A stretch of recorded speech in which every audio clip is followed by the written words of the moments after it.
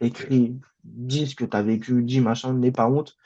Et je pense que là, c'est là où j'ai vraiment pu m'exercer dans le texte, dans le fait où il faut mettre les mots, il faut mettre le vocabulaire et dire tout ce que tu as envie. Donc voilà.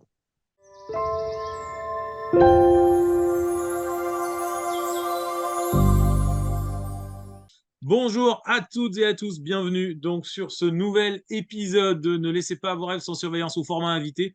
Vous le voyez, ça a un petit peu changé puisque je suis dans mon salon, mais je suis pas vraiment dans mon salon, c'est ce qui explique que c'est un peu bizarre là-haut. Puisqu'aujourd'hui je reçois quelqu'un que j'aime énormément, mais qui n'habite pas à Paris. Nobody is perfect. Il s'appelle, son nom de scène MRS, Mathéo, rappeur sourd. Mathéo, bienvenue. Merci. Bonjour à toi, Axel. Bonjour Comment à tout le ça monde. va? Ça va la forme et toi? Ah bah écoute, moi je suis très heureux, je te reçois.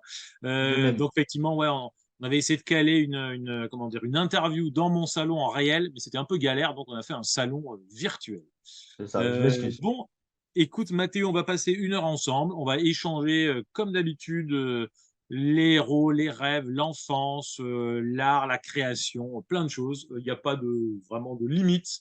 Il y a une Pas de petite souci. direction, mais voilà, on va se laisser porter. Pas de Euh, souci. Pas de souci. tu es chez toi là, dans ton salon, dans ta Je chambre? suis chez moi, dans ma chambre, avec les petits décors, mon petit micro à côté, mon PC. C'est là Ok. où je vis tout le temps. Oh, d'accord, tu écris, tu composes. Parfait. Voilà, c'est ça. Bon, Mathéo, d'abord, est-ce que tu peux te présenter, s'il te plaît? Oui, bien sûr. Alors, je m'appelle Mathéo. J'ai 20 ans. Je fais de la musique depuis l'âge de 13 ans. Donc, ça fait une belle paire d'années que je suis dedans. C'est ma vie, je dirais ça comme ça. C'est quelque chose qui m'emporte, c'est quelque chose qui me soigne aussi. C'est mon passe-temps et je pense que c'est un bonheur aussi, quelque part. Et voilà. Donc, c'est D'accord. moi. Vous avez dû sûrement me voir dans Incroyable Talent, dans les petites vidéos comme ça. Alors ouais, on va en discuter effectivement ce qui t'a propulsé sur le devant de la scène. Nous, on s'est C'est ça. rencontrés, on a été coparrains alors j'allais dire le salon, mais non, c'était la journée au lycée à Chalon. C'était quand, en juin dans ces eaux-là? C'était ça, ouais. Ouais, voilà. On était coparrains d'un événement pour lutter contre la Ouais. discrimination. Parfait. C'était Du super, une coup, belle journée. ouais, c'était canon, hein. Ouais. Ouais, franchement, ouais. Canon. Ouais, et puis c'est là que j'avais eu l'occasion aussi de te voir sur scène. C'était chouette. Merci. Euh, Est-ce que tu as toujours voulu faire du rap, faire de la musique? Alors, toujours, je dirais pas ça, mais je pense qu'en fait, j'ai été baigné très tôt dans la musique. Et même dans l'art, parce que ma mère était dans la danse, donc elle a fait un bon chemin de danse, et je pense D'accord. que même aujourd'hui, elle aurait pu aller très très loin, mais les raisons personnelles a fait qu'elle n'a pas continué. Ensuite, mon père, pareil, il a toujours fait DJ, c'était son petit truc, son passe-temps. Il a même été dans des boîtes de nuit, enfin, voilà, il a fait quand même un bon petit chemin aussi. Et pareil, il n'a pas su continuer pour des raisons personnelles.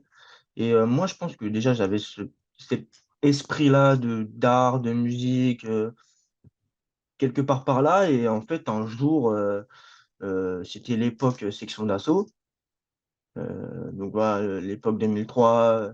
Je pense que beaucoup de personnes diront que section d'assaut nous a bercés. Et, Ok. et donc, c'était les premières écoutes de rap. Et puis ensuite, après, je me suis dirigé dans le rap à l'ancienne, dans les personnes comme Cynic, NTM, IAM, toutes ces personnes-là, Diams aussi. Et en fait, c'est mon papa qui me l'a fait découvrir. D'accord. Il a voulu me faire transmettre cette culture-là. Et c'est de là, en fait, où j'ai vraiment, en fait, eu l'oreille et l'intention dans la musique. Et que j'ai voulu tout simplement, moi, écrire mes textes et tout ce qu'il faut avec. Et puis, bah, je me suis lancé un petit peu. Au départ, c'était vraiment des blagues où je devais clasher un peu les gens. C'était bidon, mais on s'amusait comme ça. Et puis après, bah, tout le monde me disait, ouais, franchement, continue, continue. Et puis voilà, ça s'est fait comme ça. D'accord. Aujourd'hui, tu vis de la musique. Comment se Bah passe alors, ton activité entre guillemets professionnelle? Bien sûr. Alors, moi, je le prends dans ma vie perso, je le prends comme professionnel parce que c'est quelque chose qui me passionne et que je fais tous les jours. Mais alors de là, en vivre, je dirais pas en vivre parce que, bah, voilà, c'est pas, on n'est pas dans les revenus non plus, heu, assez, pour vivre tous les jours. Mais, je le prends comme, second, second, revenu, quoi. D'accord, ok. En tout cas, tu consacres l'essentiel de ton temps, de ton énergie à ça. Ah oui, bah, je dirais même à 100. D'accord. cent Ouais. pour 100 la nuit, le jour, voilà, franchement, je suis un drogué de la musique. D'accord. Ok. Tac, tac, tac. Tu peux nous raconter à quel moment, est-ce qu'il y a un moment en particulier où tu t'es dit, tiens, la musique ou le rap, ça peut être pour moi, ça peut être ma vocation, mon truc. Est-ce qu'il y a un moment particulier?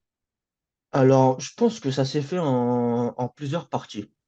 En grandissant, déjà à 13 ans, ouais, c'est ça, à 13 ans, j'étais en cours de français, on devait faire des poèmes. Donc moi, ce qu'il faut savoir, c'est qu'avec ma difficulté de surdité profonde, heu, j'étais pas très calé en rimes, en vocabulaire, en syllabes et cetera, et je me suis lancé. En fait, la consigne, ça devait être, tout simplement faire un poème sur quelque chose, et moi, en fait, j'ai pas voulu faire cette consigne, j'ai voulu le faire sur, ma vie à moi, et en fait, c'était, voilà, c'était les premières rimes, donc les rimes étaient bidons, mais en fait, quand j'ai expliqué ça à la prof, et ben, elle a vite accroché et elle a aimé. Donc je pense que c'était quelque chose, comme une certification de dire: «Tu peux continuer ce que tu fais». Après, je pense, le seul piston que j'ai pu avoir, c'est Cynic. Cynic, quand je l'ai rencontré, heu, Ah, en tu as fait, il rencontré m'a Cynic. Ouais. oui, j'ai rencontré Cynic dans un cas assez particulier, mais en fait, on a parlé une bonne heure, voire 2 heures, qui en fait, il a cru en moi, et le fait que je sois sourd profond, que c'était, un art, bien plus développé et que je pouvais aussi avoir, ma place dans ce milieu-là, et je pense que ça a confirmé ce que moi je pensais. De base, j'étais pas très confiant. La musique, je voyais, que des grosses têtes, c'était impossible, les clichés un peu qu'on va dire, qu'il faut être en banlieue, qu'il faut moi je suis en campagne donc ça sert à rien, j'ai pas de vécu, de banlieusard donc c'était tous ces clichés-là que j'avais en tête et qu'au final après quand j'ai avancé, que les personnes étaient dans le même cas que moi, les parents qui sont, issus d'un enfant sourd, ils sont très contents d'entendre mes textes parce que, bah, ils vivent quelque part aussi, ce chemin-là, et du coup, bah, c'est comme ça qu'après j'ai pu me dire, bah, j'ai ma place aussi dans cette, voie-là, quoi. D'accord. Du coup, directement, tu t'es lancé dans la musique après le lycée, tu as dit: «Bon allez, je vais faire que ça, je veux vraiment tenter ma chance»? Alors, ouais, ça a commencé déjà au collège. Au collège, quand j'ai commencé à en parler à mon père, il m'a dit: «Écoute, on va se lancer dans ça». Parce que l'écriture était devenue quotidien, régulière, enfin, tous les jours en fait. J'avais, cette espèce de mécanisme, pardon, d'écriture et de trouver des phrases tout le temps, et du coup mon père en fait il a mis son petit grain de boost. Il a acheté des enceintes, il a acheté de quoi faire des prods, un PC, et on s'est jeté à l'eau et puis on a commencé comme ça. Ah et donc ton père, il a été vraiment, soutien, moteur, il a pas eu Ah peur, ouais. il s'est pas dit, «Fais Non, des franchement études» non. ou un truc un peu sérieux, quoi? Bah, c'est ça. Par contre, moi, j'ai eu des parents, ma mère aussi qui a les parents, moi, ils m'ont toujours boosté dans ce que j'aimais faire, mais ils m'ont toujours dit: «Les études, ça passe avant. Quand tu auras 18 ans, tu auras ton bac, ton boulot, tu pourras, voilà, c'est une fois que tu as ton bac, après tu fais ce que tu veux». Mais, les études étaient vraiment, heu, une voie première qu'il fallait que je Ouais, prenne, et dès que j'avais le bac, je pouvais faire ma vie comme je l'entendais. d'accord. Heu, Tu dirais que ça t'a aidé cet état d'esprit de, je sais pas comment dire, de prendre la musique avec sérieux? C'est-à-dire que c'est pas juste un hobby, c'est vraiment, dire: «Bah, voilà, j'écris tous les jours», tu as dit tout à l'heure: «Je suis dans une démarche professionnelle». Moi, je trouve que c'est assez rare comme expression. Pour donner un ordre d'idée, moi, j'ai publié 8 livres et 3 pièces de théâtre et il m'a fallu Oui? beaucoup de temps pour dire je suis auteur. C'est-à-dire que pendant longtemps, je disais ouais, bah, j'écris un peu à côté, tu vois. Le fait Ouais, d'assumer ce côté, je suis professionnel, c'est un métier, je suis écrivain. Enfin, moi, ça a été très long. ouais. Et toi? En fait, c'est cet espace, excuse-moi, je me suis trompé de mot. Cette espèce de conscience où il faut se dire que c'est professionnel. En fait, il y a le passage passion où au début, en fait, on fait ça chez soi, c'est notre passe-temps. Moi, ça sera toujours une passion avant, le professionnel. Mais en fait, quand on voit que, bah, du coup, on fait des événements, on fait des scènes, on t'appelle pour Incroyable Talent, plein de choses comme ça, en fait, c'est là que tu te dis: «Ça peut être professionnel». Alors, ça sera peut-être pas pour une vie, peut-être une phase, mais ce moment-là, si tu travailles, tu peux te permettre de dire: «Ce sera peut-être professionnel». Alors, je suis pas, dans cette phase de me dire: «C'est professionnel», mais on peut tenter à qu'on arrive à un statut professionnel. Il y a beaucoup de choses qui prouvent, qu'on peut y être, mais voilà, juste travailler et voilà. Moi, ça restera toujours une passion avant tout. D'accord. Et c'est marrant, il y a un extrait du reportage, je sais pas si tu l'as vu sur Orelsan. Oui, Tu l'as un petit vu? peu, ouais. Et il y a un moment donné, ils ont l'échange avec Gringe, et en fait, Orelsan disait à Gringe, mais c'est pas vraiment du rap, on n'est pas vraiment des rappeurs. Et Ouais. Gringe lui a dit, mais c'est exactement pareil, on fait du rap. La seule chose qu'il y a, c'est qu'aujourd'hui, on n'en vit pas encore, quoi. Voilà, c'est ça. C'est cet espace-là où, tu es encore pas dans le déni, mais de dire: «Qu'est-ce qu'on fait?» Est-ce que c'est passion? Est-ce que c'est pro? Est-ce que c'est les 2? Enfin, en fait, tu as le cul entre 2 chaises. Tu sais pas où te mettre et c'est cette, ascension-là où le début, tu te dis: «Bon, c'est que passion, il y a rien qui se passe dans ma vie, il y a pas d'événement, il y a rien du tout le monde, j on est inconnu. Que maintenant après quand tu prends l'ascension de: «Bon, j'ai fait de la télé, les gens me reconnaissent, j'ai fait des t-shirts, ça se passe bien, les EP, ça prend bien aussi, des interviews, ça prend bien aussi, les gens sont contents». Bah, tu te dis: «Ouais, cette ascension-là, elle est bizarre» parce que tu te dis: «C'est plus de la passion, ça devient professionnel, qu'est-ce qu'on fait?» Donc c'est très spécial comme position. D'accord. Moi, je trouve que tu as quand même, pardon, je fais une parenthèse, tu as une Mmh. maturité et un recul sur toi, ta carrière, ton travail qui est quand même incroyable. Parce que moi, à 20 ans, j'étais pas du tout dans ce trip-là, donc je trouve ça vachement bien. Voilà, c'est très, très bien. Bah, merci. Euh, Bah, après, je pense que ça fait partie de l'entourage, en vrai. Je pense que mes parents seront pas là à me dire: «Écoute, tu vas tranquille, on met pas la charrue avant les bœufs, tu fais ta passion, après, il y a des choses qui vont se passer» et voilà. C'est question de temps et de travail. Si tu veux arriver à un objectif, moi, j'ai toujours eu, des parents qui m'ont dit, qui c'est comme dit Cynique, à un moment donné, il dit que la seule taille pour un bonhomme, c'est quand les pieds restent sur terre. C'est que c'est en vrai, si tu es toujours sur terre, tout se passerait bien. Faut pas en fait, espérer trop, ni espérer pas beaucoup. Je sais pas si on voit un peu, ce que je veux dire, ouais. mais j'ai toujours eu des parents qui ont su me mettre la limite là où il fallait me mettre la limite et du coup, bah, la maturité, je pense, vient d'eux et du coup, je l'ai adopté et puis voilà, faire les choses, tranquillement et avec des preuves, on pourra dire ça, ça, ça. Ok, super. Bravo. Alors attends, je voudrais qu'on revienne quand même sur ton parcours parce que tu es passé un peu Ouais. vite. Donc, tu es un peu travaillé par la musique, tu as le cours de français, il faut écrire un poème, tu parles de toi, de ta vie. Et entre ce moment-là et maintenant, tu me dis, ah ouais, je passe un peu à la télé, je fais des interviews, des scènes. Il se passe quoi? C'est pas arrivé comme ça du jour au lendemain. Ah, pas du tout, il se passe des années d'acharnement sur beaucoup de choses. Déjà, mes parents qui se sont acharnés et moi de même, à l'hôpital puisqu'il a fallu, voilà, mettre des implants, parce que j'ai une surdité profonde donc ça passe par des orthophonistes, 2 à 3 fois par semaine. Ça passe à des bilans orthophoniques, tous les mois, pendant 2 heures. Ça passe à des réglages d'implants quasiment un mois tous les 2 mois. Très intense, donc il faut savoir, c'est que c'est 1 heure ou 2 heures de route. C'est aussi à l'école parce que moi, on m'a pas mis dans une école, spécialisée, on m'a mis dans une école ordinaire. Donc il a fallu oraliser, il a fallu que je comprenne, il a fallu que je réapprenne tous les mots les vocabulaires, les exercices et enfin, tout un truc, en fait, ce monde-là où j'ai dû m'adapter. C'était pas mon monde, en fait. C'est comme si qu'on demandait à un footballeur de faire la danse. En fait, c'est pas son monde, c'est pas son truc et il faut qu'il réapprenne à tout faire D'accord. et c'est passé par des larmes, c'est passé par de la tristesse, de la dépression, tout ce qu'il faut avoir, en fait, pour avoir une victoire à la fin. Mais c ouais, ça a été très dur, du harcèlement, beaucoup de choses, en fait. Il s'est passé beaucoup de choses dans mon enfance. D'accord. Alors, justement, puisque tu en parles, effectivement, tu as un handicap, tu es sourd profond, comme tu me l'avais dit. C'est ça. Euh, Tu peux nous en parler, ton handicap? Tes parents se sont rendus compte à la naissance, quand tu étais enfant? Alors non, ils se sont rendus compte déjà, j'avais, 1 ou 2 ans.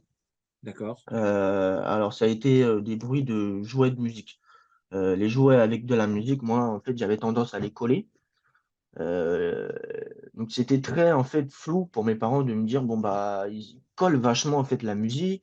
Le fait que mes parents m'appellent, je me retourne pas ou très peu, parce que je me rappelle plus trop de cette époque, c'est mes parents qui me l'ont raconté. Mais si je me retournais, c'était les vibrations ou les coups par terre ou des choses comme ça. Et après ça a été, en fait, crescendo. C'est que mes parents ont commencé à en parler autour d'eux. J'ai été chez mon grand-père et lui, en fait, a essayé, le test avec les clés et je me suis pas retourné. Donc c'est des choses, en fait, qui font qu'il y a un problème. Donc après on est passé par des ORL. Il s'est passé, presque 1 an avant qu'on me dise, bah, il est sourd et on va l'implanter. Soit on l'implante pas, on le met dans une école spécialisée. Donc à 3 ans et demi, voire 3 ans, mettre son enfant à 1 heure de chez toi, ma mère elle a dit: «C'est pas possible, je peux pas». C'est soit on fait la langue des signes et bah, voilà, c'est soit on l'oralise, mais ce serait très, très compliqué. Enfin voilà, en fait, c'est plusieurs choix, en fait, qui en plus, mes parents étaient très jeunes, donc ils avaient 20 ans, 21 ans, donc va falloir assumer un peu les conséquences, donc c'était, ouais, très compliqué au départ, la découverte. D'accord. Donc, tu as le handicap qui est détecté et ensuite, effectivement, c'est quoi, avant 10 ans où tu as été, comment on dit, implanté, c'est ça? C'est ça, avant, j'ai été implanté, j'avais 3 ans et demi. D'accord. C'est ça, 2003 là, 4, 5, 6, 7, 8. Ouais, j'avais 4 ans et demi, excuse-moi. Donc 1er bloc opératoire, un implant, du côté, gauche et j'avais les appareils numériques. Mais en fait, la surdité, en fait, on ne savait pas si j'entendais ou si j'entendais pas. Donc en fait, ces appareils-là ont été, très, vastes puisqu'en final, m'ont donné aucun résultat.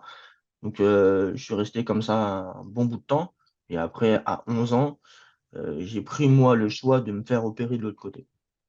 Ah d'accord. Et là, Voilà. cette fois-ci, tu t'es mis à mieux entendre?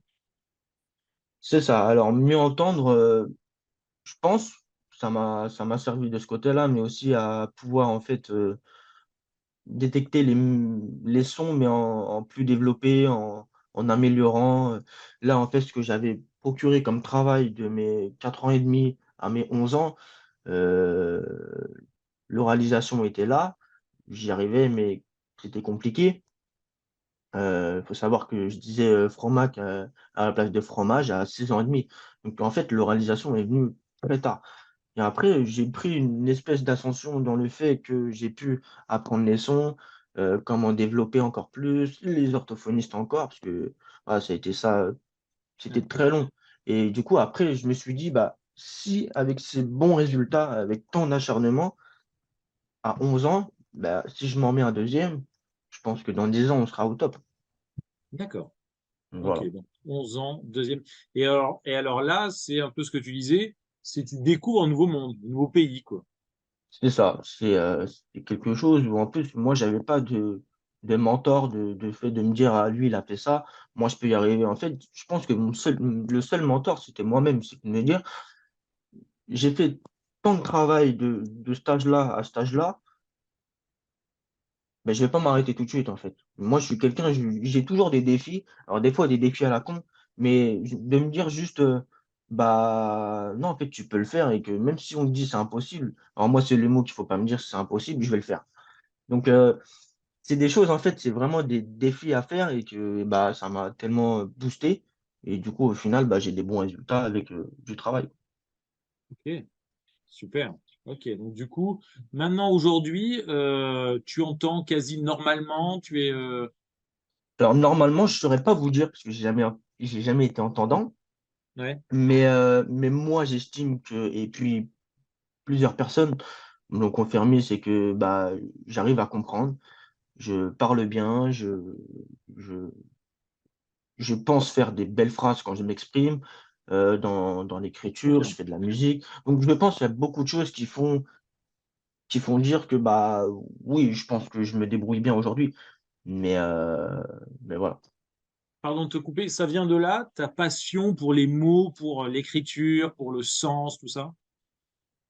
Heu, alors, je pense que ça vient en fait juste en écoutant du des morceaux. Je pense de me dire: «C'est quand même un art». Parce que comme moi, en fait, j'ai pas eu en fait ces simplicités, dès le plus jeune âge de me dire: «On peut faire des phrases, on peut faire ce truc». Comme moi, j'ai toujours en fait eu l'esprit de travailler l'oralisation, l'articulation, l'essence des phrases et cetera. Je pense que ça a été un mécanisme en fait de travail et maintenant de me dire: «Bah, maintenant que je sais parler, je sais écrire des choses, bah, je vais pas m'arrêter là» et je pense qu'en fait le cerveau il s'est mis en automatisme de dire: «Bah, écoute, fais des phrases et travaille-les encore plus, mets un sens, mets, un thème, chante et puis ce sera encore plus charmé et puis tu vas grimper dans plusieurs trucs en fait».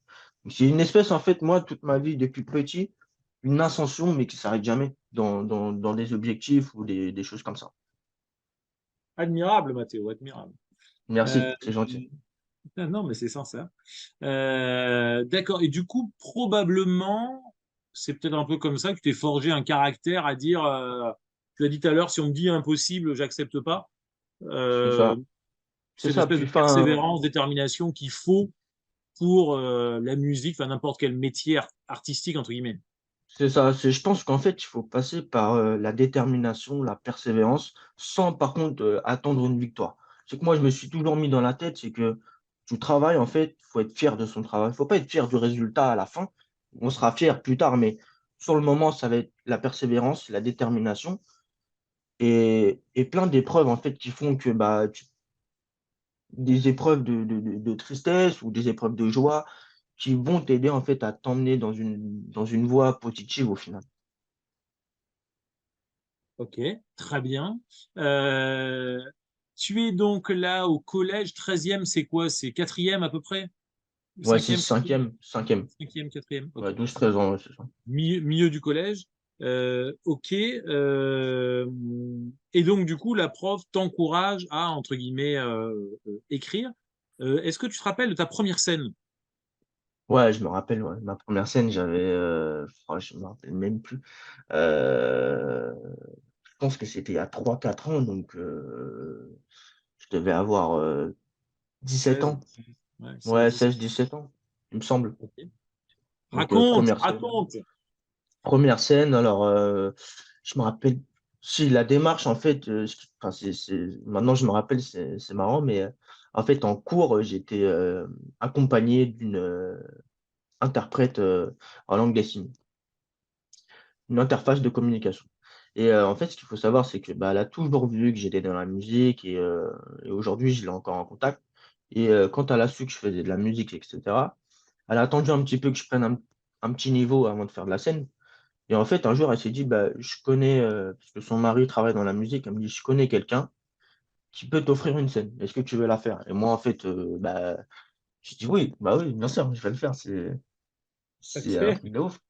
Ah ouais, donc C'était où? 1re scène, c'était à côté de Château-Thierry, j'ai perdu le nom, mais à OK. côté de Château-Thierry, c'est les grèves musicales et la 1re fois, c'était ouais, non, c'était trop bien. C'est quoi? C'est un tremplin, un concert, une boîte de nuit? Non, c'est comme un festival, en fait. C'est un OK, festival et en fait, il y a plusieurs artistes qui tournent. Il y a une grande scène, une petite scène qui font ça dans un champ et en fait, il y a du rock, je pense que j'étais même le seul qui faisait du rap et OK. donc il y avait de la gratte, il y avait, enfin, il y avait tout type et c'était une soirée, je crois que c'était des soirées de je crois que c'était tout le week-end, ouais, samedi, vendredi soir à samedi et c'était OK. ça, ça tournait et les artistes venaient et faisaient leurs prestations. OK. Et donc là, t'as fait combien de morceaux?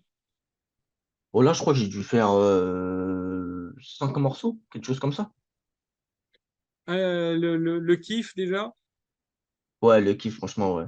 J'avais déjà ce truc-là où de me dire, la scène, c'est parce que moi, j'aimais bien, en fait, regarder les vidéos de NTM, IAM, Cynic sur scène. C'est que tu as l'énergie, en fait, des gens qui t'envoient l'énergie positive de force, de courage et de dire, en gros, continue dans une forme de regard ou de juste des bras en l'air ou qui chantent. Ben ouais, enfin, c'est un kiff, en fait. Moi, maintenant, la scène, c'est tu l'adrénaline juste avant de monter, tu as le stress, tu pressé, tu vois des gens, ah non, moi, c'est un kiff total. C'est mon kiff, même avant d'aller au studio, moi, c'est mon kiff, Ah d'aller, ouais. sur scène. Ah ouais, ouais. D'accord, rencontrer le public, très bien. Juste une parenthèse, c'est marrant parce que depuis tout à l'heure tu cites NTM, IAM, ça me fait plaisir, mais c'est pas des groupes de ton âge, c'est des groupes de mon âge. Moi j'ai 43 ans. C'est ça. T'as bon goût en matière de rap, quoi. Ah ouais, ouais, ouais, non, non, j'arrive à faire, alors j'écoute du rap de maintenant, Ok. mais je pense qu'il y avait beaucoup de choses qui se passaient. Déjà, je pense que quand j'ai découvert la culture du hip-hop, ça a été quelque chose d'incroyable parce qu'il y a eu le scratch, c'était nouveau. Donc, il y a eu le scratch, le hip-hop, les beatbox, t'as NTM qui arrive avec sa voix, Cook Chain t'as IAM, l'accent de Marseillais. En fait, c'est quelque chose de nouveau en fait, moi, je me suis remis dans l'époque d'avant. J'ai essayé de faire du mieux que je pouvais, mais de me dire, en fait, c'est nouveau. Il y a lui qui rappe. Bon, lui, il a son style. Et en fait, maintenant, euh, n'importe qui peut chanter. En vrai, on ne sait pas qui c'est parce que tout le monde sait faire la même chose. Mais avant, il y avait le style. Tu as NTM Joey Star qui arrive avec sa grosse voix, tu sais qui c'est. Cool Chain, quand il rappe, tu sais qui c'est. Quand tu entends IAM, tu sais très bien qui c'est aussi. Et voilà, et Booba à l'époque, Mystique, les snipers, enfin, incroyable. Et en plus, ce qui est bien, c'est que c'est des personnes humbles. Moi, j'ai pu avoir un vidéo sniper qui m'ont laissé l'opportunité de rapper un bout de texte. Et ils sont humbles. Cynic, c'est pareil, humble. Et Mystique, humble aussi. Enfin, en fait, ils sont la plupart humbles. Et qu'aujourd'hui, tu sais pas trop, c'est un peu comme une guéguerre au final aujourd'hui. Comme il y a beaucoup de monde, il y a beaucoup de concurrence. Et voilà, enfin, c'est assez le bazar aujourd'hui. Mais avant, Qui c'était tu bien. aimes, qui tu aimes aujourd'hui? Bah, je pense que c'est Nio. Franchement, j'aime bien. J'aime bien. Il y a pas mal d'artistes que j'aime bien. J'aime bien Rémi aussi, c'est pas mal. Cynic, le top 1 pour moi. Ok. Euh, Puis voilà, là, moi, je peux écouter Orelsan? du PNL aussi. Orelsan, j'aime bien. Orelsan, Hmm, j'aime bien. Soprano, voilà, il y a plein d'artistes que j'aime bien. d'accord, ok.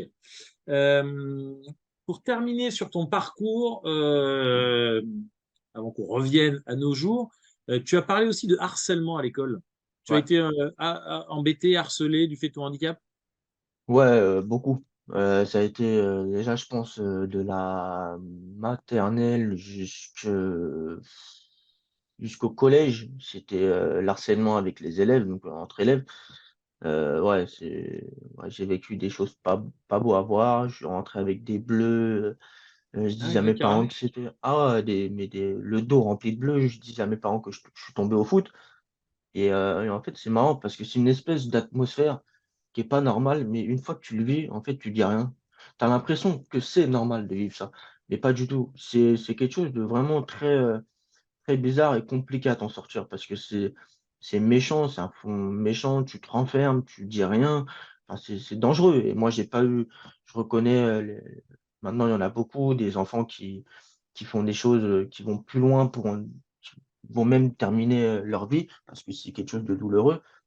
Et moi, quand je vois ça, en fait, ça tue parce que je l'ai vécu et c'est quelque chose de très dangereux, de très destructif. Je sais pas si ça se dit.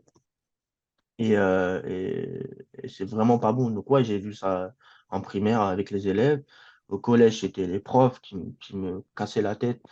Heu, Les profs. les profs, en fait, c'était pas donc, hem, primaire, maternelle, c'était physique et un peu verbal et heu et au collège, ouais, c'était verbal. C'est que, moi, en fait, on me mettait des bâtons dans les roues, mais toute l'année. Je me rappelle, moi, de de ma troisième, c'est qu'il y a un prof, moi j'avais le droit à des aménagements, pour écrire à ma place.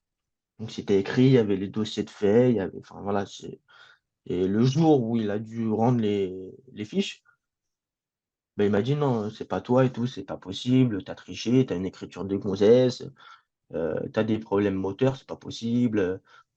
Donc tu te prends ça en plein milieu de la classe, tu te manges, 2-3 baffes comme ça. Tu as la prof en fin d'année, ta prof P qui te met dans un lycée que tu as pas voulu ou dans une fonction que tu as pas voulu et que tu sors du brevet, tu es content parce que tu as tout déchiré et qu'on te dit: «Tu as pas été accepté au lycée», bah, là, tu le prends un peu mal et voilà et surtout que moi, ça a fait souffrir tellement de gens. C'est que j'ai souffert, ma mère qui a essayé de faire au mieux, elle en a souffert aussi, mon père quelque part aussi. Donc ça a été Mmh, moi, jusqu'au lycée, ça a été très, très, très compliqué. Même au lycée, il y a eu un prof qui a pas trop cru en moi parce que, j'ai eu des douleurs, donc il a fallu que j'aille à l'hôpital. J'étais pas trop là. Vu que j'étais à l'hôpital, bah, le bac, j'allais pas l'avoir. Donc quand tu te prends ça, Ouais. c'est ouais, c'est difficile à encaisser parce que tu te dis: «Mais putain, merde, j'ai rien demandé, je suis pas quelqu'un à me plaindre et moi, je me prends tout ça». Bah voilà, il m'a dit ça, je suis arrivé, j'ai fait mon bac et je l'ai eu et le jour où je l'ai eu, il a dit: «Non, c'est pas possible, le truc». Bah, voilà, Ah ouais. maintenant, ouais, bah, maintenant que qu'il voit, qu'est-ce que je fais dans ma vie, bah, maintenant il met des commentaires sur Facebook. Enfin, Ah ouais. c'est non, mais c'est vraiment pour montrer que les gens sont vraiment méchants et heu et qu'une fois, en fait, dès que tu arrives à les, j'ai pas d'autres mots, mais à les coincer, à les Ouais. piéger et montrer que tu as gagné le combat.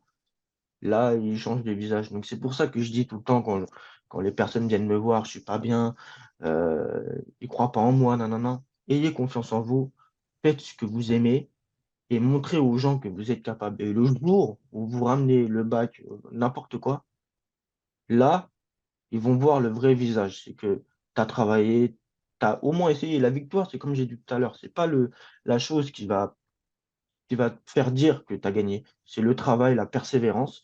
On revient au même sujet. Travail, persévérance et c'est là où tu montres que tu as gagné le combat donc franchement, continuez à vous battre les gens et il faut continuer. Et cette chose-là, il faut le désigner aussi parce que beaucoup d'enfants disent rien, parce qu'ils ont peur peut-être des avis des gens, mais je vous jure qu'il faut en parler et heu et voilà. Bon, merci de porter ce message, Mathéo. Moi, j'ai le sentiment, alors c'est vrai que maintenant, moi, je suis un peu stressé avec ça parce que mes enfants sont au collège, Bien justement. sûr. J'ai le sentiment quand même que depuis 5 ans à peu près, ça bouge beaucoup. C'est-à-dire qu'il y a beaucoup de sensibilisation, beaucoup de... C'est Bon, ça. j'ai C'est l'impression, tu vois, effectivement, moi, à mon époque, on n'en parlait pas, enfin, bien ton sûr. époque aussi, mais j'ai l'impression que c'est en train de bouger plutôt dans le bon sens. Après, C'est on verra. ça, c'est ça, ouais, c'est vrai que tu as raison, Axel. C'est que là, il y a beaucoup d'événements, d'associations, de numéros où on peut appeler, des personnes bienveillantes, des personnes qui portent des messages. Donc je pense que c'est vrai que ça bouge depuis 5 ans. Il y a beaucoup de choses qui se font où on peut en fait, plus facilement s'en débarrasser. Après voilà, ça reste un état d'esprit compliqué, déjà, Ouais. humainement de s'en séparer, mais je pense qu'il y a beaucoup de branches où tu peux te permettre de te tenir et d'appeler à l'aide. Bon, super. Ouais, non, moi, j'ai le sentiment que c'est moi quand j'étais au collège ou au lycée, tu vois, tout le monde disait ah bah c'est comme ça, les enfants sont méchants, tu vois. Et qu'aujourd'hui, maintenant ça me fait d'avoir mis un mot dessus, harcèlement, bah on se dit attention, c'est du harcèlement, c'est des trucs. C'est ça. Bon, en tout cas, bravo. Alors du coup, ton rapport à l'écriture, ça t'a aidé l'écriture, les mots par rapport justement à la fois le handicap, le harcèlement. C'est comme Bien ça que sûr. tu en es venu au Ouais, rap. bien sûr, en fait, moi j'ai vécu une période de ma vie, où j'ai fait une très, très grosse dépression. Heu, mais je pense une très dangereuse même. C'est que j'ai eu des idées noires, j'ai commencé à boire, à fumer, à prendre des médicaments le matin à 8 heures. Donc ce passage-là m'a beaucoup, je dirais éteint une Ouais. partie de moi et en fait, quand je me suis retrouvé en pédopsychiatrie et que tu te retrouves avec, une chambre vide, blanche, tu peux rien faire de ta journée, tu peux pas sortir fumer, on te confisque des trucs où tu pourrais éventuellement faire des actes de suicide et ce qui est normal. Heu, En fait, tu te retrouves, totalement vide et face à toi-même et que, heu, tu te dis: «Putain, j'ai pas parlé, j'ai rien dit, j'ai encaissé, j'ai, heu, j'ai voulu jouer le super-héros» et après tu tombes dans le vice, voilà, des substances. Tu dis: «En fait, pourquoi en fait, rien dire, ne pas se plaindre, ne pas en fait dégager tous ces trucs-là?» Et en fait, bah, je pense que ça a été le moment et du coup je rejoins, Cynic. C'est que Cynic en fait, il est passé, dans l'hôpital. Au bout de 2 semaines en fait, moi, dans cet hôpital, je croyais pas à sortir. Je savais que si je sortais, j'allais refaire les mêmes conneries. Mais au final, quand Cynic est passé, on a parlé, parlé, parlé. Et bah, il m'a ouvert les yeux et il m'a fait comprendre que dans ce monde, le monde est dégueulasse, mais il y a tellement de choses, à vivre et tellement de ouais, de belles choses qu'il faut en fait continuer, il faut pas baisser la tête. Alors il y a des moments, c'est pas facile, faut pas le nier. Il y a des moments aussi où faut continuer d'avancer parce que ça fait partie de la vie et Cynic m'a expliqué son vécu et heu et en fait, ça m'a donné comme un boost et je dirais merci, un énorme merci et je pense qu'il en a marre même de mes merci et mais en fait, je pense qu'il m'a sauvé. J'ai vu mon papa pleurer que j'ai jamais vu pleurer auparavant, ma mère pleurer, enfin, j'ai fait des choses tellement horribles et qu'en fait, il a su me remettre le boost. Donc quelque part, il m'a sauvé et voilà, donc à partir de là, il m'a dit: «Écoute, écris, dis ce que tu as vécu, dis machin, n'aie pas honte». Et je pense que là, c'est là où j'ai vraiment pu, m'exercer dans le texte, dans le fait où il faut mettre les mots, il faut mettre le vocabulaire et dire tout ce que tu as envie. Donc voilà. D'accord. Bon, c'est bien. Moi, je suis vraiment admiratif de ton parcours. C'est une leçon de vie, hein. Euh, Ton parcours, en plus du fait que, enfin, on va en discuter, tes textes sont géniaux, enfin, sont magnifiques. Sur scène, Merci. tu défonces tout. Non, non, vraiment. Parfait. Bon, on a fait le tour à peu près de là où tu en es, comment tu en es arrivé là, pardon. Ouais. Aujourd'hui, comment tu écris concrètement? Voilà, comment tu écris? Alors, moi, c'est très bizarre. Il y a des moments où je vais écrire, où je suis en train de faire quelque chose, ou tondre la pelouse et j'ai envie d'écrire. Mais plus, le moment où, c'est le soir. Donc je ne sais pas si c'est tout le monde comme ça, mais je pense que j'ai déjà discuté avec des artistes, que la nuit, en fait, tu es face à toi-même et je pense qu'il y a une atmosphère, vachement, cool et du coup, bah, je me mets une petite prod là dans mes appareils puisque je suis connecté. J'écris, je vais dans mon garage parce que la maison, tout le monde dort. Mais je vais dans mon garage, hop, une petite clope et puis tu écris, puis voilà. Puis le lendemain, c'est le jour, j'enregistre. Mais heu, mais voilà, c'est plutôt la nuit où j'écris et j'ai l'inspiration. D'accord. Tu écris comment à la main, stylo, tu écris à l'ordinateur, tu t'enregistres en train de rapper, d'improviser des freestyles? Alors je fais un peu le tour de tout. C'est que des fois, je vais écrire sur feuille, après je suis plus sur téléphone. Voilà, c'est dans la poche, maintenant on a cette chose-là. Mais ouais, à un moment donné, j'écrivais sur la feuille parce que je voulais faire comme les anciens avant, garder la culture, du stylo et de la feuille. Mais bon, et puis voilà, des fois sur PC quand j'ai plus de batterie, mais voilà, c'est très, très peu, mais c'est plus sur le téléphone. D'accord. Tu sur le téléphone. Ok. Tu écris beaucoup. Tu dirais que tu es un artiste, comment dire, productif. Tu écris beaucoup pour en garder un peu, ou tu écris peu et de la qualité. Alors, j'écris beaucoup, beaucoup, beaucoup et je suis Ouais. en capacité de me dire: «Ce son, il est nul, ce son, il est bien». C'est Ok. que en fait, on va appeler ça en fait dans la musique, on appelle ça des douanes. C'est que tu fais ta musique, tu l'enregistres et tu l'envoies à 3-4 personnes d'honnêtes autour de toi. C'est qu'il y en a un qui va dire: «Écoute, frérot, c'est nul». Il faut des personnes comme ça. C'est qu'il Ah ouais, y a des gens, ils vont te dire, ils sont et justement, il faut ces gens-là.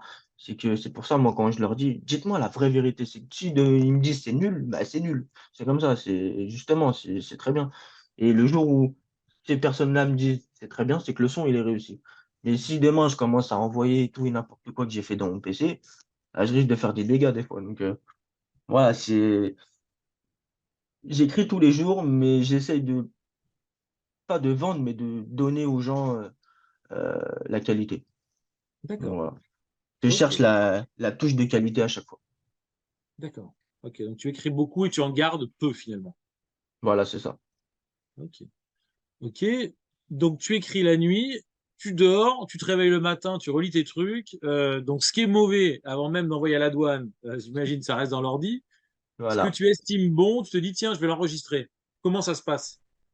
Bah, alors là, par exemple, je sais pas, il y a la semaine dernière, j'ai passé la semaine à écrire, ça venait pas, les sons, c'était pas trop ça et hier, juste comme ça, pour me passer le temps, j'ai enregistré et il s'avère que c'était le meilleur morceau de la semaine. Cool, moi aussi j'aime bien, ça rentre dans la tête. Les douanes te disent: «C'est bien». Donc moi, ce que je fais, c'est que j'appelle, mon ingénieur du son qui est Doom Somanet et je lui passe un grand bonjour. Je lui dis: «Écoute, là, j'ai un son, un ou deux trois sons, heu, il faut que je vienne enregistrer». Il me colle une date, on se voit. J'essaie d'y aller la nuit parce que la nuit, je suis plus à l'aise avec la musique et puis Tu on passe, enregistres, pardon de te couper, tu enregistres la nuit. ouais, j'enregistre la nuit, ouais. Ah ouais, c'est marrant ça. Ouais, ouais, et puis même, je pense que c'est une question à vraiment poser. Je sais pas si toi, Axel, aussi, quand tu écris, mais j'aime bien travailler la nuit, moi. C'est même les ingénieurs du son, il y en a qui aiment bien travailler la nuit. Les beatmakers, ceux qui mixent aussi, enfin, non, moi, je kiffe la nuit. J'ai entendu que Jul, il faisait ça. Jul, j'avais vu une interview de lui. Donc, il y avait une interview de lui et ses copains de la team Jul, je sais plus, est-ce que c'était SCH, est-ce que c'était, enfin Ouais, voilà, la bande organisée. Et il disait, on a laissé Jul au studio à 21 heures, on lui dit, allez, salut. Ils sont partis en boîte. Et ils ouais, expliquaient, ils disaient, on revient à 5 heures du mat. Et ben, Jul, il sortait du studio, il avait passé la nuit à enregistrer. c'est ça. Moi, c'est Sosomanes qui le dit ça. Ah, peut-être, ouais, Ouais, voilà. ouais, ouais, je l'avais vu cette interview, il était même, dans le toit, de son immeuble. Mais c'est vrai que je pense que c'est quelque chose, vraiment de bizarre à expliquer, mais c'est vrai que la nuit, moi je suis prêt à sacrifier ma nuit alors que je pourrais aller en boîte, hein. Il y a des fois, non, j'ai pas envie de sortir, laissez-moi tranquille et je fais mes textes. Des fois, il y en a, ils disent: «Ah, tu abuses, sors un petit peu, nanana», mais c'est vraiment une drogue en fait ce truc-là de d'écrire la nuit. Ah, mais c'est une bonne drogue. Ouais, Ouais, je suis d'accord avec toi. Je pense que la nuit, il y a un truc, effectivement, beaucoup autour des artistes, un peu les solitaires, les gens, voilà, c'est ça. qui C'est ça, sont. c'est que Ouais, puis en plus tu es face à toi-même. Je pense que même toi, tu te poses des questions, tu te dis: «Mais comment j'ai réfléchi comme ça?» Que la nuit en fait, tu es dans l'espèce de travail où c'est la journée, c'est je sais pas. Mais la nuit, c'est en fait, c'est tu te laisses faire, en fait. C'est ton esprit, il est comme ça et puis si c'est pas bon, bah, tu revois demain et puis voilà. c'est vrai. Je trouve qu'il y a un truc, moi, il y a un rapport soit avec la lune, les étoiles, la nuit. Et puis, il y a une sensation que j'aime bien. Alors, moi, je suis à Paris, pour le coup, c'est assez flagrant. C'est d'avoir Ouais, l'impression d'être une des dernières personnes qui veillent pendant que tout le monde dort. ouais, c'est ça, c'est vrai. C'est assez marrant. Je sais pas toi si tu es dans une maison ou un immeuble, mais moi je suis dans un immeuble, donc tu vois Ouais, les bâtiments autour et donc tu vois quelques fenêtres, tu dis ah peut-être qu'il y a quelqu'un ouais. qui Non, non, lit, moi, peut-être. je suis en campagne, mais c'est vrai que, ouais, c'est moi, des fois, le matin, je vois mon père, se lever et que moi, j'ai écrit toute la nuit. C'est vrai que c'est un aspect, bizarre, mais bien, en même temps. C'est que tu te dis, bah, tu as travaillé cette nuit, maintenant, tu croises des gens alors que tu as passé toute enfin, c'est vrai que c'est une atmosphère, bizarre, mais super. Ouais, ça. Tu prends le petit café au matin avec ton père, c'est ça le matin? Ouais, c'est Ah, ça et ah, tu te dis: «Écoute, j'ai travaillé ça, dis-moi ce que tu en penses» et quand il te dit: «Ouais, c'est bien», bah, franchement, tu as réussi ton travail au final.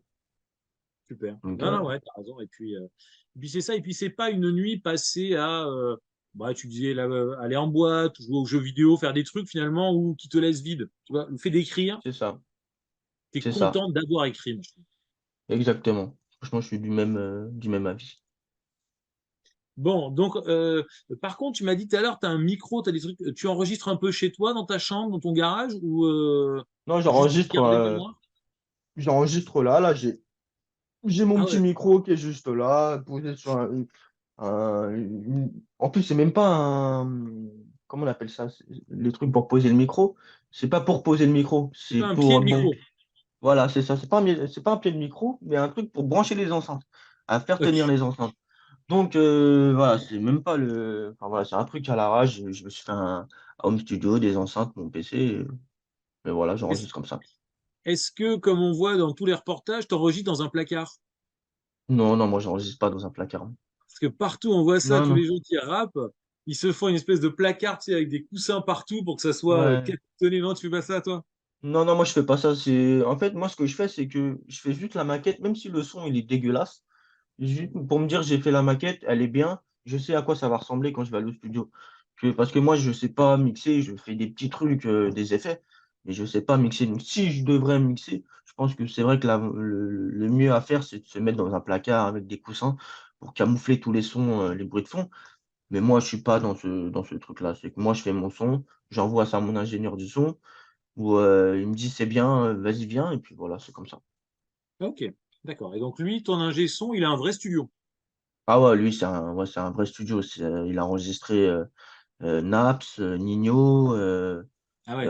ah ouais, Caris, SCH, enfin, beaucoup de monde il a enregistré donc ouais et puis ce que j'aime chez lui, c'est le fait qu'il soit humble et qu'il y va, c'est pas il nous enregistre, c'est il nous apprend, il nous donne des conseils, enfin il est avec nous, il est pas en fait mis à part, c'est lui l'ingénieur du son, toi tu es le rappeur. En fait, c'est travail d'équipe et ça je kiffe donc voilà. Ok, super. En termes de projet, tes chansons, tu les publies, tu les édites, tu les sors sur, je sais pas, sur YouTube. Enfin, je pose la question, je connais déjà la Ouais. réponse, mais sur YouTube, sur Deezer, sur Spotify, sur, enfin voilà, Ouais.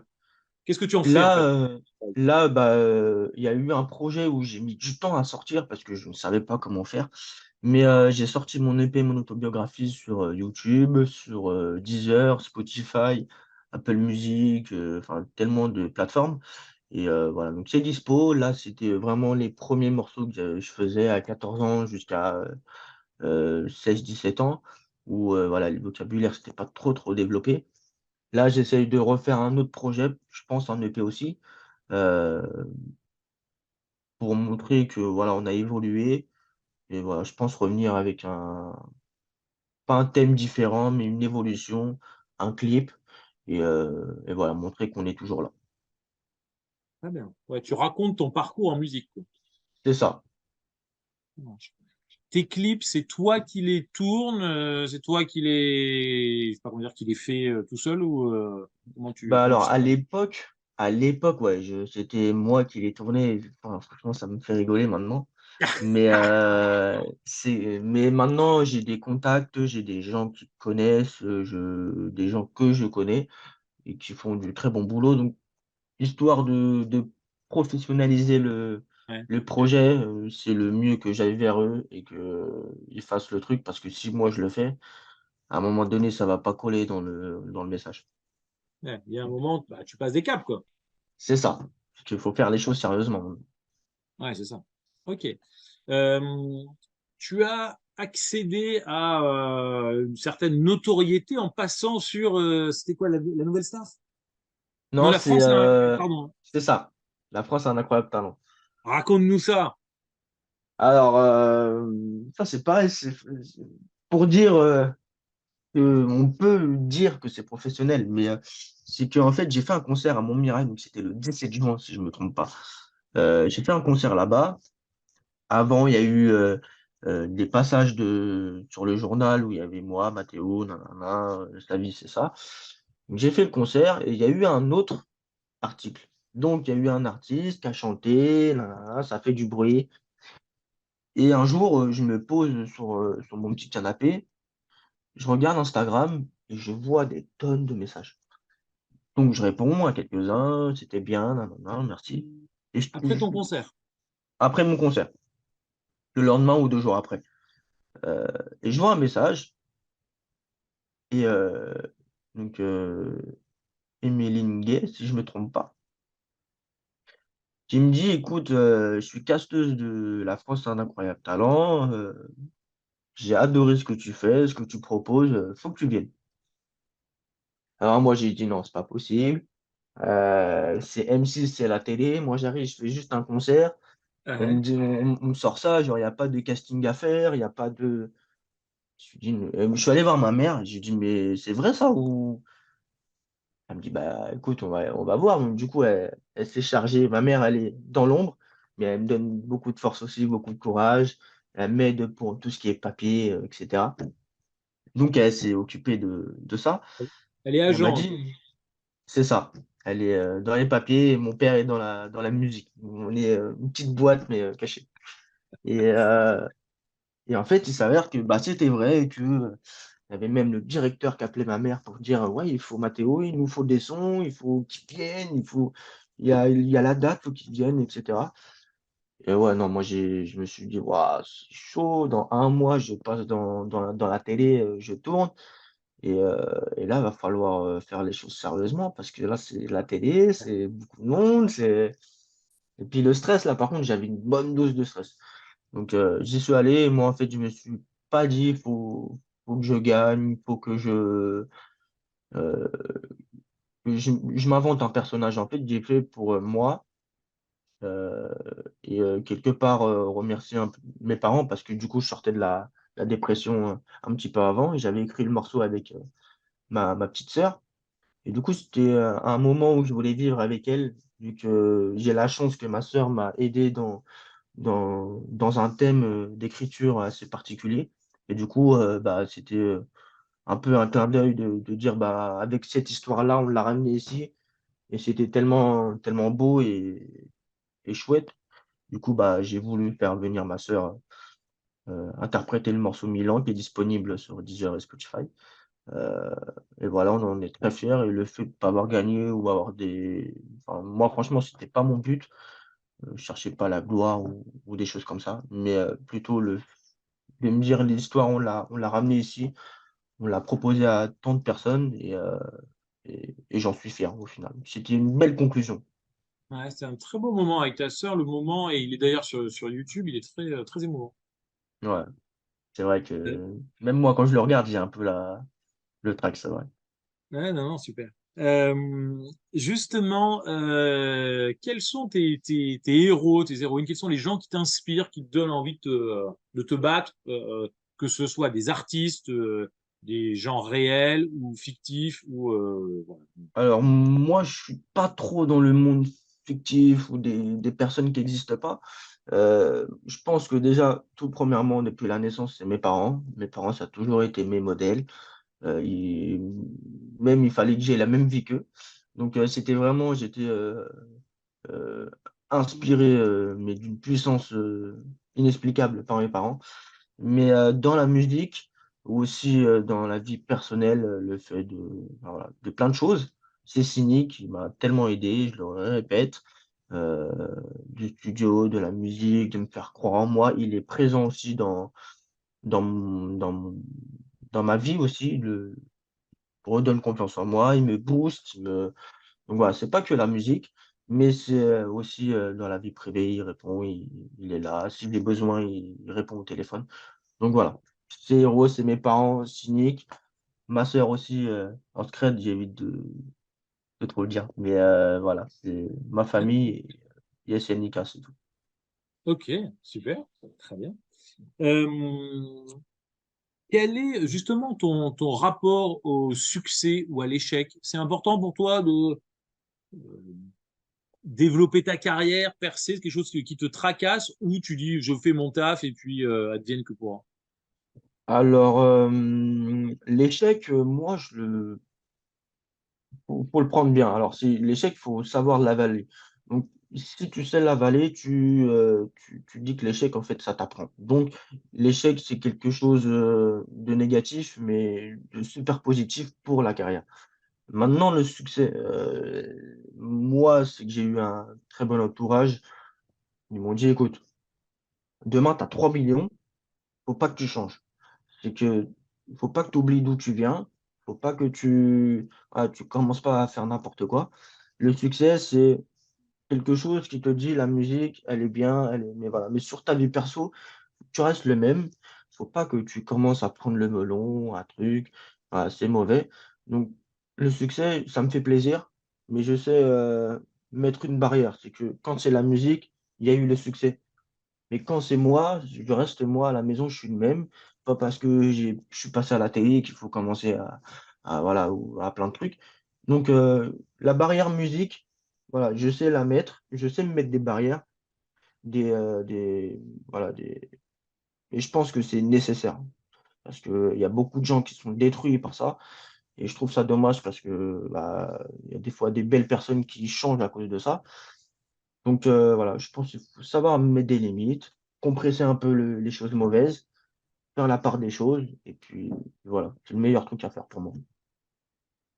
Tu es perméable au monde, c'est-à-dire quand tu entends des nouveaux types de musique, des nouveaux, tu vois des films, tu lis des bouquins, n'importe quoi, ça t'impacte dans ta façon d'écrire, où tu dis tiens, il y a des choses que je pourrais capter, ou pas du tout, tu es vraiment dans ta ligne Alors, de nage. à 50, c'est que ça veut dire, hein, 50 dans ma ligne, de moi, ce que j'ai envie de faire. Mais c'est vrai qu'il y a des choses où ce qui se passe dans le monde, ça me touche. Voilà, sur des histoires, des personnes, ça me touche. Alors, j'ai pas encore écrit pour ça parce que j'ai peur de mal dire ou de faire les choses mal. Donc, je prends mon temps, j'exprime, dans ma chambre, sur plein de sujets, mais voilà, faut savoir, dire les bons mots et cetera. Donc je travaille encore sur ça, mais c'est vrai qu'il y a beaucoup de choses, ce qui se passe, heu, m'impacte. Donc des fois la vie des autres ou l'histoire d'un tel, la victoire ou enfin voilà, un milliard de thèmes m'inspirent. Donc voilà, je prends un peu du mien, je regarde ce qui se passe autour de moi et voilà, parce que si tu commences à faire que toi, que toi, que toi, il va y avoir un public, que à toi, donc je suis content, mais j'ai envie aussi, il y a d'autres thèmes à aborder qui sont pas très, connus dans le milieu et à aborder parce qu'il y a beaucoup de personnes, mine de rien, qui sont touchées. Donc savoir aussi regarder les autres et les aider, avec une musique pour eux. D'accord. Ouais, moi je suis convaincu de ce que tu dis, que finalement c'est en parlant de soi, ce qu'on a de plus personnel, de plus intime, finalement que tu parles au plus grand monde. Tu vois, C'est ça. C'est je me suis vrai fait la remarque. que Pardon, vas-y. non, c'est vrai que tu as raison, Axel, c'est que, mine de rien, quand tu expliques ta vie ou n'importe, c'est vrai que ça a un public, vraiment, large. C'est vrai. Franchement, je suis du même C'est avis. bizarre, hein. Moi, je m'en suis rendu compte, je me suis encore fait la remarque il n'y a pas longtemps. J'ai terminé la BD de Riyad Satouf, L'Arabe du futur. Tu sais, il raconte sa vie, son enfance entre la Syrie et la France en 6 volumes. OK. Et il y a des moments, il raconte vraiment le quotidien, les repas à table avec sa grand-mère et tout. Et Mmh. je me disais, mais c'est incroyable comment, enfin, tu peux raconter des trucs comme ça qui sont un peu, je sais pas comment dire, c'est banal. Et finalement, Ouais, c'est dans le plus banal comme ça que tout le monde s'y retrouve. On a tous passé ces repas avec les grands-parents, avec les, et finalement, quand tu c'est racontes ce que ça. tu as de plus personnel, je pourrais dire le plus inintéressant, c'est là où finalement ça intéresse le plus. C'est vrai, c'est vrai. Enfin, il y a même des thèmes, de musique, enfin, moi, je suis plus concentré musique, livres et cetera. J'ai du mal à lire, d'autres, livres, Heu, mais j'essaye de m'y intéresser parce que c'est important. Mais c'est vrai que dans la musique, il y a des thèmes où tu te dis: «Bah, c'est vrai que c'est banal, mais par contre, ça a fait un succès parce que, bah, ça parle à tout le monde» et voilà, donc c'est vrai que c'est hyper contradictoire des fois. C'est ça. Quand tu es le plus personnel que finalement tu es le plus, je sais pas comment dire, ouais, tu t'adresses Ouais, au. le plus touchant, non, c'est Ouais. vrai. C'est quoi le prochain rêve? Alors, moi, je passe souvent dans la rue de Bercy, pour aller à l'hôpital et cetera. Donc je vois souvent le Bercy. Je pense que ça doit être ça mon rêve, le Ah ouais. Bercy ou le disque d'or. Heu, J'aime bien, moi, rêver un peu grand, heu, impossible. Donc ouais, je pense que j'ai pas trop de rêves parce que je vis le jour en jour, mais un disque d'or à Bercy, je pense que là, ce sera la fin des rêves, je pense. Ou peut-être pas, mais pour l'instant, ouais, disque d'or, Bercy. Faudra rêver d'autres choses après alors. Voilà, c'est ça. D'accord, très bien. Ouais, donc tu rêves grand, c'est bien, hein? Ah ouais, non, mais toujours. Moi, je pense que j'ai été un rêveur, mais des fois, on m'a dit: «Mais si tu vas rêver ça? C'est pas possible». Et au final, bah, voilà, la télé, j'avais rêvé de faire de la télé, bah, c'est fait. J'avais rêvé de faire des concerts, c'est fait. J'avais rêvé de sortir sur Deezer, Spotify, c'est fait. Voilà, je pense que c'est des défis, des petits objectifs, qui paraissent impossibles, mais au final, quand tu te dis: «Bah, j'ai réussi à faire ça, pourquoi pas viser ça et on verra ce que ça donne». Donc je dis pas que ça va marcher, mais au moins essayer. Mais ouais, Coche disque les d'or cases. de base, Ça, c'est fait. OK. c'est ça. OK. Ouais, c'est bien. Je suis 100% d'accord. Moi, pareil. J'ai discuté avec une fille qui écrit aussi, qui me disait justement, moi, je me préoccupe pas de ça, ça m'intéresse pas, j'écris mes histoires. Et moi, Ouais, moi, je rêve, tu vois, d'être chez des plus gros éditeurs, d'avoir mes ouais, pieds à jouer dans des gros théâtres. Enfin, tu vois, je me dit, voilà, tu fais le truc, tu as envie de parler au plus grand monde, quoi. c'est ça, c'est que ça soit connu, c'est que ton travail soit reconnu par tellement Ouais, c'est ça. de monde. Donc je pense que ouais, non, c'est faut rêver plus grand de toute façon. 100% d'accord. Moi, je suis pareil, Ah je ouais, vis avec cet espoir bah oui, depuis et je te tout le le temps. souhaite, Axel, je te le souhaite. Écoute, pareil, je te remercie. Très bien, tac, tac, tac. Si tu pouvais rencontrer je vais changer l'ordre de mes questions du fait de ton âge, Mathéo. Si tu pouvais rencontrer le Mathéo dans 20 ans, donc qui aurait mon âge, tu vois, qui aurait j'ai 43 ans. Ouais. Comment tu penses qu'il est, Mathéo, à 40 ans? 43. Moi, j'espère à 40 ans d'avoir, ma petite vie, ma petite femme, mes enfants, ma maison, de pas avoir trop d'emmerdes, j'espère. Heu, J'espère aussi de continuer la musique. Alors, j'espère pas des choses, grandioses. J'ai pas envie d'avoir une célébrité de ouf à plus sortir, avoir mon petit chemin dans la musique, ma petite famille, être, patron d'une boîte, sûrement. Voilà, je pense que ce serait la vie que j'aimerais bien. Maintenant on verra, on se redira dans 20 ans.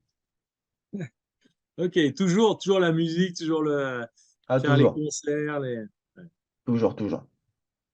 ok. J'espère Et, avoir ramené au moins un disque d'or depuis. ok.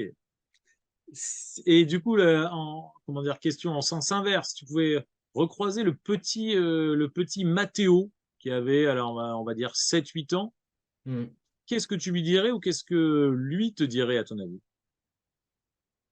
Je pense que je lui dirais, de pas trop garder pour toi, de pas trop calculer le monde, de pas prendre à cœur les choses qui font mal et de continuer d'avancer et que voilà, c'est comme ça, c'est la vie. Il y a des gens méchants, il y a aussi des gens gentils, donc fais attention aussi à ton entourage, pardon, et ça tout se passera bien et voilà. Mais bon, on peut pas revenir dans le passé et je pense que ça m'a servi aussi. Donc voilà, je pense que je lui dirais ça au Mathéo de 7 ans, 8 ans et demi. D'accord. Tu es pas du tout nostalgique, tu regardes pas en arrière, tu es pas Si, il y a stressé. des si, mine de rien, je suis quand même nostalgique sur des choses où, vraiment qui m'a impacté énormément, mais j'essaye de pas l'être parce que quand tu regardes ton passé, quand tu te dis: «J'aurais dû faire ça, j'aurais pu faire ça» ou bah, au final, c'est quelque chose de mauvais parce que c'est quelque chose qui va te ronger l'esprit et c'est pas très bien, je trouve. Moi qui passe par là, en ce moment, j'ai pas trop envie de penser à l'arrière, mais prendre les bons moments, de dire: «Bon, tu as souffert, mais regarde où tu en es aujourd'hui». Donc voir les bons côtés des choses, alors c'est pas évident, mais au moins le faire et essayer, je pense que c'est grand. Parfait. Ouais, tu regardes plutôt devant. Ouais, je suis plus quelqu'un qui se projette beaucoup que, après je suis aussi quelqu'un qui regarde beaucoup derrière, mais Ah ouais. ah ouais, mais je mets plus, beaucoup plus vers l'avant que l'arrière. D'accord, tu es un peu torturé, comme souvent les artistes. Ah ouais, non, moi je suis torturé de ça. C'est quelque chose. Enfin, je pense qu'à 20 ans, ça devait être normal. D'accord. Ah ouais, qu'est-ce qu'il faut que je fasse, comment il faut que je fasse. Et puis ça, j'aurais dû faire ça. C'est le bordel. D'accord. Et du coup, écrire, ça te permet de mettre de l'ordre. Voilà, c'est ça. Ça te met une case, hop, ça c'est ça. Et puis tu réécoutes et puis ça te refait réfléchir. Donc voilà, c'est comme ça. Mathéo, on arrive au bout de cette interview. Est-ce que tu as quelque chose à ajouter? Est-ce qu'on a fait le tour? Bah oui, un grand merci à toi, Axel. Une personne, beaucoup de valeur. Et je te souhaite que du bien dans ta carrière. Et puis je te suis de près de toute façon. Eh ben, écoute, merci beaucoup. Je te retourne le compliment. Je te dis, moi, je suis très admiratif à la fois de ton travail. Je vais donner les liens pour ceux qui veulent découvrir ton travail, ton rap, mais aussi de ton parcours de vie, que ce soit voilà, par rapport au handicap, au harcèlement. Tu vois, je trouve que c'est toujours admirable d'avoir quelque chose de négatif et d'en faire quelque chose de positif. Tu vois, avoir Merci. cette capacité à transformer ça, c'est vraiment c'est admirable. Bravo. Merci, Axel. Ça me fait plaisir. Si, si on veut découvrir ton travail, on va où? On fait quoi? Où est-ce qu'on achète tes albums? Suivez-moi sur Instagram, m.r.s-du-bas O2F. Ok, Il y a tous les liens là-bas. Vous cliquez, il y a les mails, il y a les messages, vous pouvez m'envoyer. Il y a le lien aussi pour le P. Il y a tout ce qu'il faut. Donc, je pense, un petit raccourci, allez sur Insta. Et puis voilà. Après, Deezer, Spotify, m.r.s, mon autobiographie. Il y a tous mes morceaux là-bas. Et voilà. parfait. Bon, merci beaucoup. Moi, je dis souvent Merci à ça toi, Axel. effectivement aux gens qui regardent. Alors, je n'ai pas beaucoup d'abonnés, mais quand j'interviewe des gens comme ça, allez vraiment acheter leur disque, écouter leur musique. Enfin, voilà, c'est maintenant qu'ils ont besoin d'aide. Voilà, c'est maintenant si on veut Paris Bercy le disque d'or, c'est maintenant qu'il faut du soutien, qu'il faut de la force. C'est vrai. Merci, Axel. Je te Merci remercie du fond Mathéo, du je te laisse cœur. le mot de la fin. Tu sais ce qu'on dit comment pour conclure la chronique. Attends, c'est un clin d'œil, Axel? Bonne nuit les mangeurs d'étoiles. Et tu fais un petit clin d'œil. Bonne nuit, mangeur d'étoiles. Merci Mathéo. Merci à toi, Axel.